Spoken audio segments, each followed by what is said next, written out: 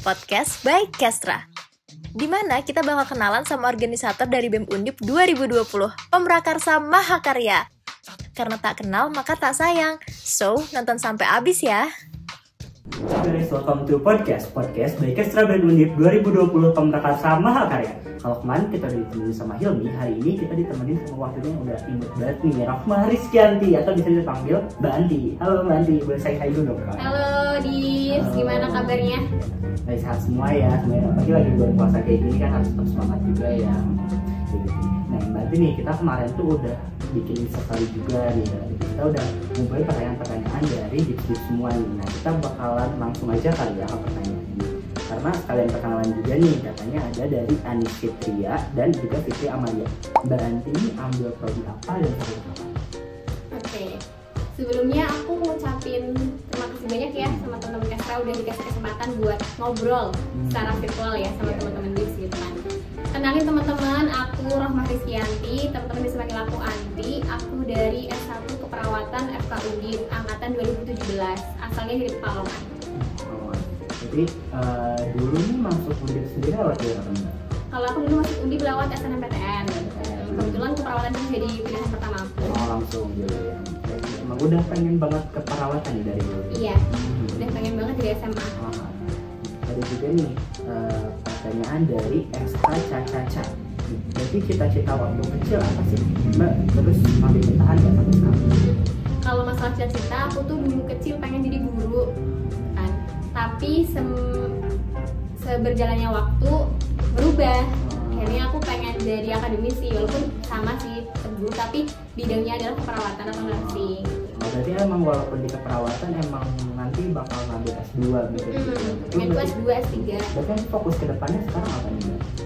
Kalau fokus ke depan aku pengen ambil magister ya di Inggris. Pakai beasiswa juga sih, doain ya. Amin. Habis setelah dari magister sendiri, Mbak pengen apa nih? Apa itu? Aku pengen ini dulu, ngajar dulu di UNIF gitu kan. Terserah UNIF apa, tapi aku ada rencana kalau nggak UI, UGM. Oh, keren banget ya. Keren banget nih. Berarti teman-teman nih bisa jadi motivasi juga buat teman-teman yang mungkin bingung sekarang harus ngapain gitu. Mungkin bisa juga tapi kalau Mbak Anti sendiri sekarang udah mau jadi akademisi juga gitu. Ada juga nih Mbak pertanyaan dari Renita _Siregar. Harapan terbesar perihal karir Mbak, berarti Mbak kan menjadi dosen gitu. Ada kayak harapan gitu kayak? Harapannya sih aku bisa benar-benar jadi ahli ya di bidangku. Lewat aku belajar di luar negeri, terus nanti aku balik ke sini, aku ngaplikasiin ilmu yang udah aku dapat, terus juga aku bisa lebih berdampak ke masyarakat. Karena yang aku lihat terkadang itu banyak banget lulusan kita Indonesia itu yang nggak terlalu memberikan dampak signifikan gitu kan ke perhatian. Aku pengennya, kenapa aku pengen di luar negeri, aku pengen ngambil sisi mana yang nggak ada di Indonesia, terus nanti aku aplikasikan di sini gitu. Yang terhubung juga nih Mbak jadi dosen gitu. Sebenarnya Mbak sendiri pengen jadi tipe dosen yang kayak gimana sih Mbak? Kalau aku pengen jadi tipe dosen yang deket sama mahasiswa. Jadi interaksi yang terbangun antara aku dengan mereka itu adalah interaksi yang membangun. Jadi bukan yang aku harus dihormati ataupun aku harus sangat dijunjung, itu enggak. Asalkan mereka tetap sopan, santun, aku sih nggak apa-apa kalau misalkan mereka menganggap sebagai teman gitu. Jadi bisa kayak sama mahasiswa juga enak juga kan buat diskusinya kayak gitu ya. Dan lanjut lagi nih Mbak, nih ada pertanyaan lagi dari si Syafira Aul 01. Cara ngilangin prasangka buruk sama orang yang baru pertama kali kita kenal. Ini sih berangkat dari perasaan kita sendiri dulu sih, kayak ditata dulu nih perasaannya. Belum tentu firasat buruk yang kita tangkap itu adalah benar-benar terjadi gitu kan. Kalau aku biasanya sih pakai metode positive feeling, dimana kita itu melihat sesuatu itu secara positif gitu. Walaupun mungkin ini apa namanya kayak susah untuk diaplikasikan, tapi kalau misalkan latihan terus itu bisa. Jadi ketika melihat seorang itu cobalah untuk melihat sisi positifnya dulu gitu kan. Nah setelah itu nanti kita bisa lebih kenal jauh, apakah dia memang seburuk yang kita kira atau enggak. Tapi ini berhubung kayak ngomong orang pertama kali sama Kak Hilmi sendiri tuh awalnya kemarin kayak gimana sih? Oh, awal mula kenal Hilmi itu ketika aku daftar ke panitiaan ODM. Waktu itu aku diwawancara dia. Aku pikir dia tuh cutting karena kan yang dua orang yang wawancara itu kan cutting juga kan. Ya cutting ternyata bukan. Terus dikenal lagi ketika sama-sama ada di Kader Surau, di kegiatan bersama. Sampai akhirnya aku pernah keluar negeri bareng dia di Thailand itu. Iya. Berarti lanjut lagi dan dari Kalti Nimas _ cerita unik selama kerja dengan Mas Hilmi. Ada nggak cerita? Banyak sih cerita unik, tapi yang paling membekas itu pas aku di Thailand. Jadi aku tuh pernah dibikin nangis dia. Gimana sih mbak ceritanya? Iya, aduh, aku tuh kesel kalau nginget itu. Kebetulan kan aku sama dia kan sama-sama orang yang tegas ya, kayak dia punya pendapat ini, aku punya pendapat itu gitu kan. Terus kita tuh sama-sama debat gitu kan orang yang sukanya. Nah sampai akhirnya pas waktu itu bener-bener pernyataan dia tuh nggak bisa aku terima gitu loh, sampai bikin aku sakit hati. Akhirnya aku nangis di situ dan ya udah gitulah. Tapi setelah dari situ belum pernah dibikin nangis lagi kan mbak? Belum sih, aku melihat Hilmi itu banyak berubah ya. Makin dewasa sih kalau aku lihat, karena beda banget sebelum jadi ketua BEM sama setelah jadi ketua BEM gitu. Terutama ketika berinteraksi dengan aku, kayak aku melihat sekarang itu dia lebih banyak kalahnya gitu kan, terus lebih banyak legowo gitu kan, dan nggak memicu atau pengen ngajak ribut gitulah, itu enggak. Oh dulunya kayak gitu? Iya. Iya. Itu suka ngajak ribut ya. Oh mungkin kayak udah punya apa ya, tanggung jawab juga kan Iya. ya, sebagai pemimpin juga kan. Makin matang, makin dewasa. Ada juga nih pertanyaan dari Pamela ATR. Apa sih alasan Mbak mencalonkan diri jadi Wakabem dan apa yang bikin yakin dan berani? Apa itu? Gimana sih? Aku nggak punya alasan sebenarnya kenapa aku pengen jadi Wakabem, karena itu prosesnya itu panjang banget, penuh kontemplasi lah, penuh dengan pengalaman psikologis yang sangat luar biasa ya. Karena aku memang dari awal nggak berambisi menjadi top leader, aku pengen jadi supporting system. Kenapa aku ikut LKM Muhammadiyah adalah karena aku pengen ngabdi di FK, pengen jadi ketua blok MO yang support KB-KB-nya. Nah tapi ternyata yang namanya Indonesia cuma bisa berencana ya, Tuhan yang selebihnya menentukan. Ternyata aku dihadapkan pada kondisi di mana aku diberikan tawaran jadi wakil ketua BEM. Saat itu aku nggak langsung menerima, aku banyak sekali merasakan denial gitu kan. Aku nggak mau kayak gini, aku nggak mau ada di posisi ini gitu kan, denial gitulah. Nah sampai akhirnya banyak dukungan moral maupun materi dari teman-teman aku, orang tua aku, sampai guru-guru aku dan pembina beasiswa aku. Akhirnya hal itulah yang membuat aku mencoba untuk tetap berjuang. Sampai itu juga aku banyak bertanya sih ke yang di atas gitu kan, lewat sholat gitu, apakah aku harus menghadapi ini atau enggak. Dan ternyata petunjuk yang diberikan adalah aku memang harus berjuang gitu. Berarti sebenarnya kan Mbak ini kayak punya pressure sendiri kalau aku mencalonkan gitu. Tapi pada akhirnya saat kepilih itu malah jadi makin kayak oh beneran nih kepilih nih, atau malah kayak oh udah tenang gitu kan. Mungkin kayak dan berarti kalau ada pressure, kalau tahunya tidak terpilih gitu kan malah jadi tenang gitu kan, gak bertanggung jawab. Tapi setelah kepilih sendiri nih rasanya agak jadi gimana gitu? Setelah kepilih apa ya rasanya, kayak gak nyangka sih, karena kan sebelum dinyatakan resmi terpilih sebagai ketua dan wakil ketua kan ada banyak itu tuh konflik gitu kan. Ada apa namanya, ada itu kan sengketa. Nah setelah itu pas itu aku mikirnya gini, ketika memang sesuatu itu diberikan untuk aku pasti akan sampai kepada aku. Nah makanya aku kayak nothing tulus aja menghadapi semua ini gitu kan. Ya udah kalau memang takdirnya adalah keterima ya udah keterima. Nah setelah keterima aku jadi makin sadar, oh ternyata memang ini jalannya ini jalannya, dan memang ini yang di atas berikan ke aku gitu. Makanya aku harus menjaga sebaik-baiknya amanah ini. Ya, Tuhan juga nggak mungkin ngasih yang lebih, yang umatnya nggak bisa juga gitu. Iya, dan ini bahkan aku tuh menemukan hadis atau apa gitu yang intinya ketika kita menjadi pemimpin tapi dipilih, itu pasti akan dibantu oleh yang di atas. Iya. Pasti akan lebih banyak dibantu gitu kan, dan itu terbukti sih sampai sekarang. Selama kita ikhlas juga kan menjalannya itu, biar emang untuk mengabdi gitu. Bener-bener sepakat banget. Nah, lanjut lagi nih Mbak, ada Fauzan ZMN. Motivasi Mbak sebagai wakabem mungkin yang bikin sekarang tetap bisa maju gitu untuk menjalankan amanah ini gitu. Apa sih Mbak? Karena kalian, Buat di semua nih, gimana nih? karena kamu, karena teman-teman di semua kan. Karena aku ya merasa bahwa jabatan itu karena aku merasa bahwa jabatan itu sebenarnya cuma wasilah aja, cuma alat gitu kan untuk aku lebih bermanfaat. Kenapa aku lebih bertahan? Karena aku percaya kalian itu yang memilih aku, dan aku harus memberikan yang terbaik yang aku bisa untuk mempertanggungjawabkan apa yang telah kalian pilih, yakni aku gitu sebagai wakabem. Nah, ya tadi nih Mbak, menurut pertanyaan dari M Fanu 233 nih, umumnya tuh peran wakil jarang kelihatan, gimana Mbak Ati menurut stigma itu? Gimana? Emang peran wakil nggak kelihatan sebenarnya? Atau ini masih aja nih yang kurang sering update nih?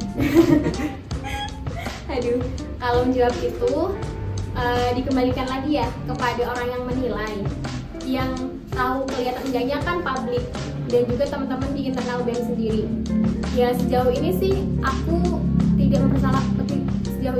tidak mempermasalahkan stigma itu ya.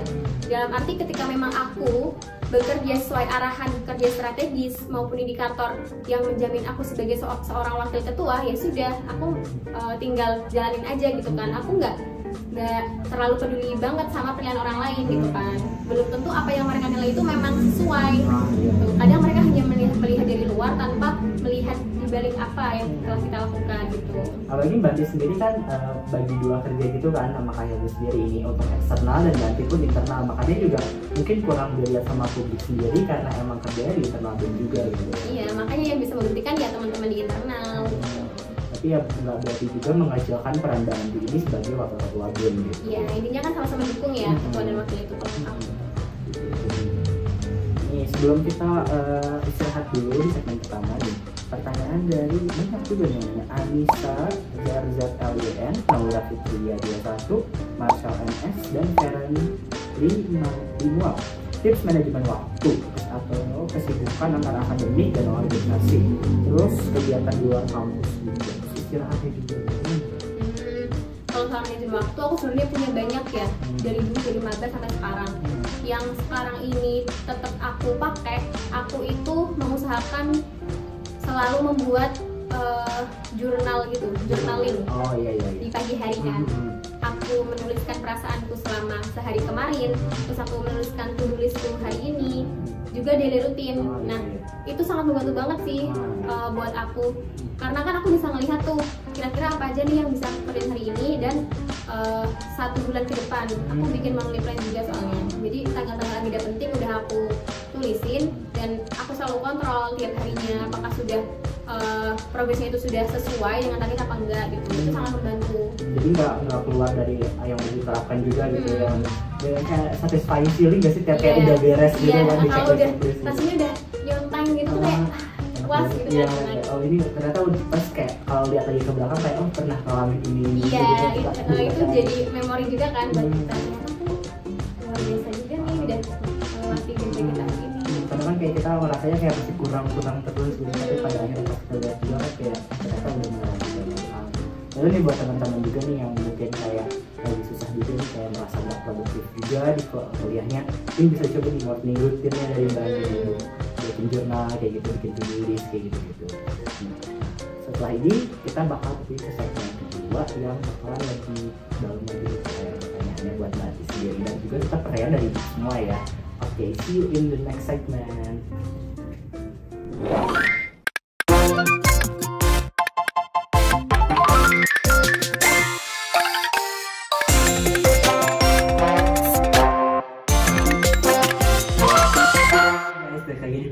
Podcast by Kestra BEM Undip 2020 Pemrakarsa Mahakarya. Kita lanjut lagi nih pertanyaan-pertanyaan dari semua yang bakal ditanyain ke Mbak Andi gitu ya. Langsung aja kali ya Mbak ya. Ada pertanyaan dari Rianti Maharani. Cara pintar dan lancar ngomong gimana nih Mbak? Dan aku dengar juga nih dari Kak Hilmi dulu kemarin di podcast kemarin nih, Mbak Andi sebenarnya kayak pemalu gitu katanya dulu, gimana nih Mbak? Iya, aku emang dari kecil tuh pemalu banget kan. Tapi alhamdulillahnya orang tua aku tuh sangat mendukung aku biar lebih baik gitu kan. aku sering ikut lomba dan sebagainya, hingga akhirnya sampai sekarang ya seperti ini gitu. Kalau dari aku untuk tips public speaking itu yang pertama kenalin diri dulu sih, kayak kelebihan kekurangan itu di mana gitu kan, baru kita coba untuk memoles kekurangan itu jadi kelebihan. Taruhlah misal ketika kita ngerasa kayak kurang pintar ngomong, ya sudah kita coba untuk latihan terus pick up orang ketika dia pintar public speaking adalah ketika dia merasa yakin bahwa apa yang dia sampaikan itu benar. Nah kuncinya untuk itu adalah dengan banyak belajar, membaca, menulis, itu sangat menunjang kita dalam public speaking. Iya, rasa pedenya sendiri akan keluar dengan sendirinya kalau kita tahu apa yang kita omongin. Iya. Oke, Mbak. Ada juga pertanyaan dari Dialga. Tips IPK di atas 3, Mbak. Oh, Mbak, IPK-nya di atas 3 gitu. Alhamdulillah. Boleh tahu nggak ya? 3-nya itu 3, berapa? 3,79 kalau nggak salah. Wow, 3,79, keren banget. Ini sebagai wakabin sendiri, sebenarnya tergabung nggak sih belajarnya? Kalau masalah keganggu pasti iya. Kalau aku kan orangnya sangat suka belajar. Ketika jadi organisator, aktif organisasi, artinya memang waktu aku untuk belajar itu aku alokasikan untuk kegiatan yang lain gitu kan. Untuk menyiasati itu berarti aku harus banyak berkorban untuk mengurangi masa istirahatku gitu kan. Jadi memang tidurnya harus lebih dikit dan aku memang harus yaitu berjuang di belajar itu. Jadi kadang tuh aku sampai jam 2 itu belum tidur karena nugas belajar gitu. Jadi kuncinya apa ya? Prioritas sih, skala prioritas, terus juga harus mau berkorban itu, menyisihkan waktu istirahat. Tapi harus seneng juga dengan apa ya belajarnya itu, jadi jangan sampai kayak proses belajar itu malah jadi suatu beban gitu ya. Dinikmatin aja gitu semua. Iya. Makanya jadi kayak tidurnya jam 2 pun karena ya udah emang harus karena gitu kan. Seneng karena belajar itu udah jadi sebuah hal yang membuat kita seneng gitu kan, jadi kecintaan. Jadi ya fan-fan aja sih mau sampai berapapun. Ada pertanyaan dari Vika Indah F dan sudah hafal berapa juz? Aku belum 30 juz dengan ini ya, semoga aku. Amin. Emang punya target nih Mbak hafal? Punya. Setelah lulus aku pengen udah 30 juz. Setelah lulus, berarti bentar lagi belum ya? Iya, tapi lulus profesi, bukan lulus S1. Berarti kan masih ada 3 tahun lagi lah. Buat teman-teman nih yang kayaknya juga menghafal di seperti Mbak ini, siapa tahu bisa dicoba juga kan? Berkah banget iya, kesenangannya juga. Lanjut nih Mbak, ada pertanyaan dari Mutia Nisa dan juga Ayu B. Michael. Mbak Anti kelihatan ceria terus, gimana caranya Mbak? Padahal kan bukan jadi wakabin nih penulis kamu. Bener banget sih, penuh beban gitu kan. Gimana ya caranya? Senyum sih kayaknya ya. Karena dari senyum itu bisa membangkitkan emosi positif di dalam diri kita. Karena aku percaya kalau wajah itu adalah jendela emosi. Kan emosi itu emang gak bisa kita atur, tapi cara kita untuk menampilkan emosi itulah yang bisa kita atur. Aku percaya kan, wajah itu adalah jendela emosi. Kita emang gak bisa ngatur emosi, tapi kita bisa mengatur untuk menampilkan emosi seperti apa. Misalkan kita lagi marah gitu kan, lagi ketemu orang nih, orang ini bikin kita marah, tapi kita mencoba untuk senyum ke dia. Walaupun mungkin rasanya kayak aduh gak enak banget, tapi pasti hal itu akan membuat kita menjadi lebih memiliki emosi yang positif gitu. Daripada apa ya, perasaan marahnya diledakin keluar gitu kan, bukan ditahan juga ya, tapi dirubah gitu. Iya. Siapa tahu nih teman-teman ya, pagi di depan kuliah nih kayaknya banyak juga nih yang suka bikin marah gitu kan, hal-hal kecil, apalagi karena udah capek juga biasanya kan. Ini bisa dicoba untuk sering senyum gitu, apalagi senyum juga kan buat pahala juga, ibadah juga gitu. Ibadah termudah adalah senyum. Paling gampang gitu ya. Jadi lagi Mbak, ada pertanyaan dari Safira, apa benar air wudhu bisa bikin glowing? Kalau menurut Hasan gimana? Enggak sih kayaknya ya. Tapi jujur nih Mbak nggak skincare aja sebenarnya. Aku nggak punya skincare. Oh nggak ada. Nggak ada. Kalau misalnya aku nggak pakai apa gitu atau? Iya, aku nggak ngerti ya apakah moisturizer terus apa namanya skin aqua itu termasuk skincare apa enggak? Iya nggak sih termasuk ya? Sunscreen gitu kan. Termasuk sunscreen ya. Terus moisturizer sama bedak magic powder gitu termasuk skincare ya berarti. Ya, aku itu sih aku pakai, boleh sebut merek gak? Boleh sebut merek gak sih? Aku pakai Wardah moisturizer itu kan yang SPF 28, terus Pond's magic powder. terus sama Skin Aqua yang sunscreennya. Oh, iya. Udah sih itu doang. Itu doang kan, tapi berarti kulitnya tuh diberkahi gitu tetap Iya. ini nggak ada masalah. Kayaknya anugerah dari yang di atas deh. Berat nih, tapi harus sering cuci muka juga kan. Iya benar. Nah itu Nah itu kalau cuci muka aku pakai Wardah juga. Mungkin ini maksud dari Safira sendiri Skincare yang apa air wudhu bikin glow ini karena sering cuci muka kali ya, jadi Iya, membersihkan benar. gitu 5 kali sehari kan. bener banget. Oh iya sama satu lagi lipstick. Lipstick, oh iya lipstick. Biasanya tapi yang natural Iya yang kayak gini. Oh ini pakai nih. Pakai aku. Oh. Kelihatan kan ya? Tapi kayak natural aja gitu, kayak cantik luar dalam. Bisa aja sih aura. bunyinya. Bisa aja. Lanjut aja ya dari pertanyaan nih. Ada pertanyaan dari Ferhandi. Kok bisa imut sih mbak? Aduh pertanyaannya, aku nggak tahu jawabannya, Ferhandi. Bingung juga kali ditanya kok bisa. Juga. Emang keluaran catakannya begini Iya ya? kayaknya. Iya dari orang tuanya begitu dibikinnya. Mungkin ya mungkin karena mungkin karena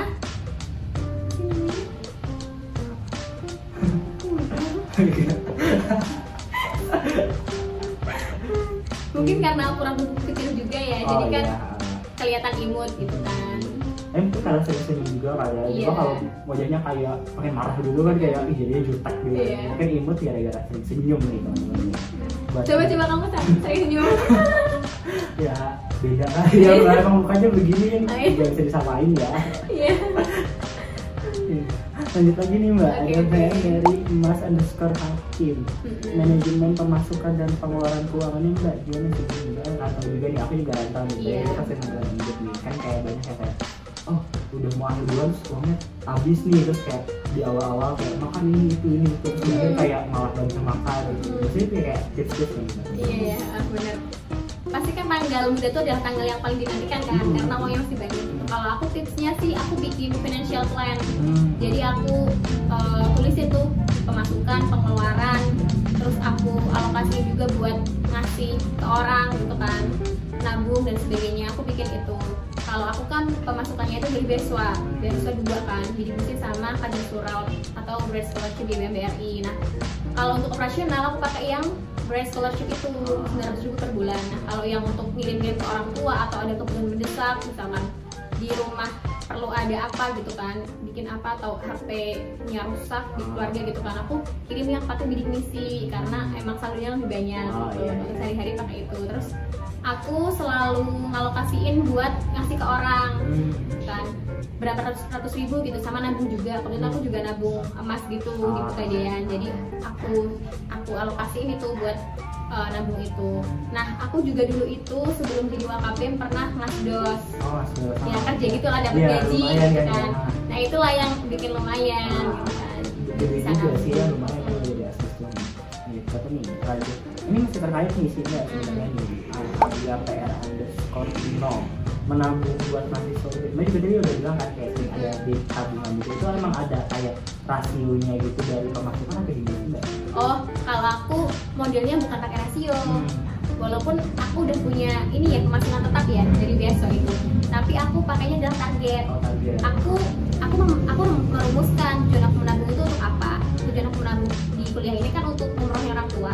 Nah aku bikin target tuh setelah aku lulus profesi, umrohnya itu butuh duit berapa gitu kan. Nah aku itu rentang waktunya dari ketika aku mulai nabung sampai aku lulus profesi itu berapa bulan. Nah jadi aku tentukan per bulannya itu mau spend berapa buat nabung biar targetku untuk umrohnya itu bisa tercapai. Itu sih modelku. Jadi bukan berapa persen dari pemasukan itu enggak. Karena udah punya target juga gitu ya.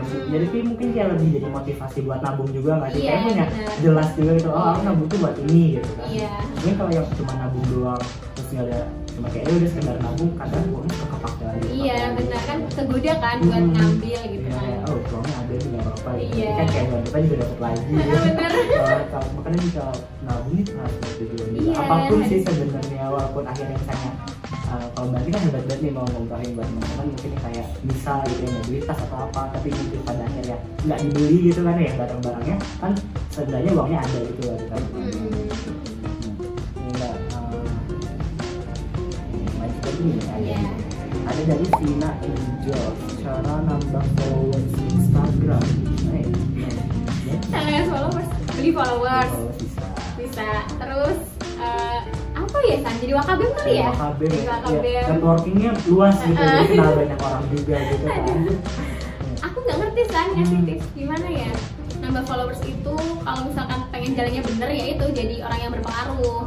Ketika teman-teman bisa menghasilkan karya dan karya itu berdampak bagi teman-teman semuanya atau masyarakat luas, pasti teman-teman akan banyak diikuti dan dipanuti gitu kan. Makanya nanti followersnya bisa nambah. Tapi kalau mau cari yang instan ya itu beli followers gitu. Tapi Mbak sendiri ngeliat followers kayak emang sebuah pencapaian atau enggak sih? Oh, nggak sama sekali. Aku malah tipikal orang yang nggak terlalu musingin followers ya, kayak nggak yang mantau banget kan followers udah berapa dan sebagainya gitu. Karena ya udah itu kayak cuma senang-senang juga kayak. Dan tahu nggak sih San, aku tuh main IG itu tahun kedua. Oh, baru di kuliahan ini ya? Iya. Berarti baru setahun dong. Ya Allah, itu tahun 2019 bulan Februari, aku ingat banget. Itu postingan aku pertama karena aku ngerasa aku nggak bisa produktif kalau aku main IG dulu ya. Karena pasti konsentrasiku akan fokus ke IG karena kan di IG banyak banget kan sumber informasi yang tidak terbatas. Aku orang yang suka baca dan pasti aku akan scroll Iya, ini terus. nggak beres-beres kan itu ya, jadi kayak malah terlena gitu. Iya, terus akhirnya aduh, ternyata keadaan yang membuatku harus bikin IG. Ya udah aku bikin. Itu Februari 2019. Baru tahun lebih dikit ya berarti ya. Iya. Ini, tapi sekarang nggak terlena juga kalau udah punya kayak kontrol kayak. Enggak sih, alhamdulillah ya. Mungkin karena makin dewasanya umur gitu kan, jadi udah bisa ngatur itu semua. Lanjut lagi nih Mbak. Ada pertanyaan dari Kwokase. Gimana sih caranya selfie? Tapi Mbak sih jarang-jarang nih selfie. Iya, aku jarang emang ngepost selfie karena aku malu, kan? Insecure. Gimana ya, kayak ya malu aja gitu kan, nanti dibilang alay gitu. Padahal ya nggak apa-apa sebenarnya, kan itu ekspresi kita kan. Caranya selfie gimana San? Kayaknya kamu lebih jago San. Oh, iya. Biasanya ini dari atas lightingnya yang bagus. Iya, biasanya gitu kan. cari lighting gitu kan bagus. Terus kalau cewek tuh, kalau aku ya biasanya mainin tangan kan, apa megang di dagu kayak atau apa gitu. Kalau bumerang kan bisa gerak-gerak gitu. Pokoknya bebasnya yang penting nyenengin hati gitu kan. Aku tujuan selfie juga sebenarnya bukan untuk eksistensi sih, lebih kepada aku misalnya stres terus buka kamera tuh kayak suka aja ngeliat wajah sendiri gitu kan. Jadi lebih seneng gitu sih. Nah kita ini Mbak nih, saya dari MUnif _ Bantu coba ngomong pakai bahasa Pekalongan yang khas dulu. Oh iya. Piye ya, aku gak ngerti piye ya San. Aku tuh orang ngerti bahasa Jawa tuh Mbak. Yo, aku iseng aja dari awal piye ngono kan. Sebenarnya Jawaku iku wis campur-campur. Campur mbek Jawa Timur, Ponorogo ngono. Soalnya aku duwe kanca kental Ponorogo. Jadi yo ono dialek-dialek ngono lah. Tapi nah misalkan Pekalongan itu biasanya ono ciri khasnya sih kayak oh ya aduh aku aja dilali mas ini Semarang. Semarang kan ii kan orang ngono. Pekalongan itu ya coe orang yo piye ngono kan. Coe iku kayak kayak coe kayaknya coe. Tapi ini Mbak kayak orang dari Jawa ini kayak bentuknya nggak ada gitu. Nah itu untungnya kita bergaul dengan banyak teman-teman dari berbagai daerah. Karena gak jarang juga teman-teman itu ngira aku dari Sunda gitu kan, dari Jabodetabek Sunda, karena ya aku punya teman deket juga dari Bandung gitu kan. Makanya logat-logat Sunda tuh kebawa gitu kan. Bener ya Mbak. Sami-sami sampurasun gitu kan. Bisa banget. Makanya ini emang harus kayak di sini juga bermacam-macam gitu kan. Apalagi di kuliahan ini kan emang tempatnya ketemu orang banyak gitu kan. Iya, juga kan. Iya benar. Jadi tadi Mbak nih terakhir gitu. Mbak Andi kalau marahin orang yang salah ini pernah lah. Kalau secara profesional gitu, secara kepada BEM sendiri gitu atau kepada apa itu kayak Mbak tuh pernah nggak sih kayak oh kamu tuh kayak gini gitu. Oh kalau untuk itu aku nggak berani secara kayak gitu ya. Aku lebih kepada kayak menanyakan kenapa bisa sampai kayak gini gitu kan, apa kendalanya, apa masalahnya. Aku bisa marah yang kok kamu gini sih, harusnya kan gini dong. Itu ketika orang itu udah kenal itu sama aku, atau ketika aku udah paham lah dia kayak gimana, atau personality maupun kepribadiannya kayak gimana. Tapi kalau misalkan untuk profesional, hubungan lembaga gitu kan, ke anak-anak BEM maupun ke yang lain, aku lebih ke kepada mengerti dulu sih kondisinya, karena kan kadang kita itu nggak bisa menilai masalah apa yang lagi dialami orang lain. Makanya kan adanya konfirmasi, validasi itu penting biar kita lebih tahu dalam kan. Bisa aja dia melakukan sesuatu seperti itu karena nggak seperti yang kita kira. Makanya aku nggak berani buat langsung marah gitu kan, kecuali kalau hal itu sampai yang membuat merugikan orang lain atau mengganggu orang lain, baru aku bisa kayak minta tolong ya diiniin, aku lebih koreksi, minta tolong ya diiniin. Kalau ini udah belum, jadi metode aku itu adalah menanyakan dan mengucapkan tolong gitu kan. Dan aku percaya sih setiap anggota itu pasti akan memberikan ekspektasi yang lebih kepada pemimpinnya gitu kan. Dan aku itu belajar, aku harus memposisikan anggotaku atau teman-teman itu jadi angka 10. Jadi mereka itu punya versi terbaik dari diri mereka sendiri gitu kan. Nah tujuan aku jadi top leader adalah untuk memaksimalkan mereka dan sebagainya. Taruhlah misal kamu, aku melihat kamu kan punya kemampuan bagi sedikit dan sebagainya gitu kan. Gitu kan, kamu udah tahu kan. Nah berarti aku sebisa mungkin harus memberikan kamu chance atau kesempatan buat kamu membangun diri kamu di situ gitu. Nah makanya emang internalisasi visi misi ataupun pengenalan secara personal satu orang dengan orang lain itu penting banget gitu. Bantu juga sebagai ketua BEM di internal juga malah melihatnya kayak apa ya, memunculkan potensi-potensi yang ada di anggota-anggotanya semua gitu kan. Jadi istilahnya kayak orang-orang ini ikut di BEM sini tuh nggak cuma sekedar ikut doang gitu, tapi keluar dari sini tuh punya sesuatu yang mereka bawa. Iya benar.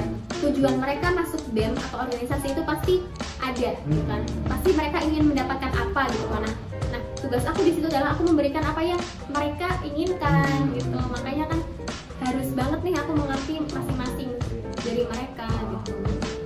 Yang terakhir tadi Mbak punya kayak apa sih suatu quotes mungkin atau kata-kata juga teman-teman yang lagi nonton di rumah? Oh aku ini sih lebih kepada pengen ngucapin semangat aja buat teman-teman semua.